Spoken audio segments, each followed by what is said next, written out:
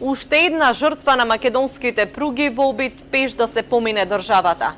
23 годишен мигрант од Пакистан синоќа е прегазен од воз во близина на селото Ногаевци, општина Градско. Возот се обраќал на релацијата Гевгелија-Скопје. Со момчето бил уште еден 30 годишен пакистанец, кој е предаден на полицијата и префрлен во прифатниот центар Газибаба Скопје.